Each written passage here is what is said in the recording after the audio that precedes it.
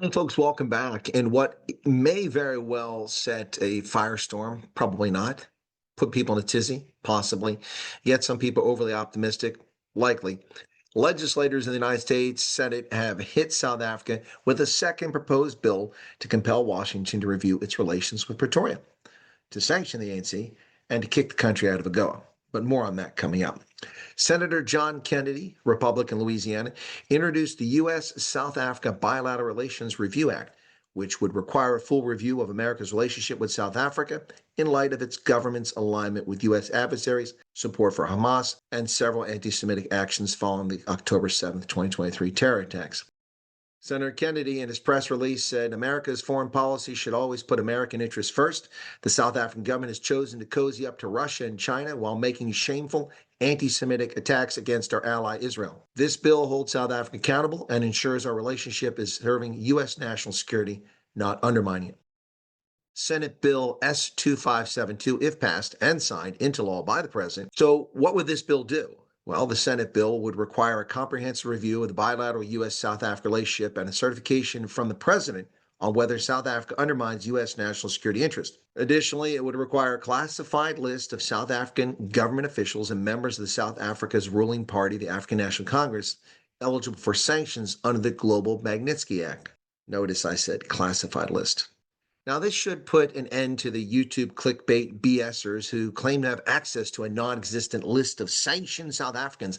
No such thing exists. That's clickbait. Stop falling for it. And additionally, it would call for an end to South Africa's eligibility to benefit from the Africa Growth and Opportunity Act, which in itself is odd, as the Africa Growth and Opportunity Act law runs out in 13 days. So unless Senator Kennedy is aware of a new bill to hit the floor other than the Connecticut senator's one that's been languishing in committee since February of 2024 for AGOA, there is no AGOA after 30 September. Now, this bill comes on top of one Representative Ronnie Jackson of Texas introduced in April of 2025, which came out of committee in July. The language in Senator Kennedy's bill is nearly verbatim to that of Jackson's bill and fails to add additional grievances, which the ANC has committed since Trump came back into office in January of 2025. Frankly, the bill resembles a lazy effort to get attention, which, if true, is shocking, as Senator Kennedy, one of the most entertaining and influential members of the Senate, while known for his flair and glib tongue, is not one to fancy about. I cannot help but wonder if this is the work of a staffer too lazy to draft a correct Senate version and simply copying almost word for word what was in the House. Plagiarism? In a press release about the bill, Senator Kennedy stated the following: "The chronically mismanaged government of South Africa has repeatedly acted against the interests of the United States and its allies, particularly by using its role on international bodies to advance outlandish anti-U.S., pro-Russia, pro-Hamas, and pro-China narratives." So I wonder, is Senator Kennedy watching Chris Wyatt reports for his news? But seriously, Kennedy did mention key issues like South African officials have inflamed tensions with the United States by appointing Ibrahim Rasool, a radical official who hosted senior Hamas officials in South Africa, and described President Donald Trump as a white supremacist, as its ambassador to the United States. Its government has further glorified anti-Israel terrorists, blamed Israel for the October 7th terror attacks, and threatened to arrest and strip the citizenship of Israeli South Africans serving in the Israeli Defense Forces. Now, these are all valid points that I've been mentioning for a long time to explain the deterioration in U.S.-South Africa relations. The press release continues.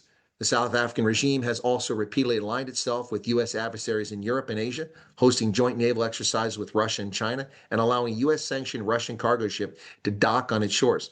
It has benefited extensively from China's Belt and Road Initiative, becoming reliant on Chinese-linked firms that the United States has restricted due to national security threats. What's interesting here, though, is that there was no mention of Operation Mosi 3, which had been planned to be executed during the G20 summit when South Africa hands over leadership to the United States. So again, I think there's a lazy effort here of someone copying text from Ronnie Jackson's bill. Now, before anyone gets too excited, as of the date he introduced this on the 10th of September 2025, this new bill has only, thus far, been read twice and referred to the Committee on Foreign Relations by the Senate.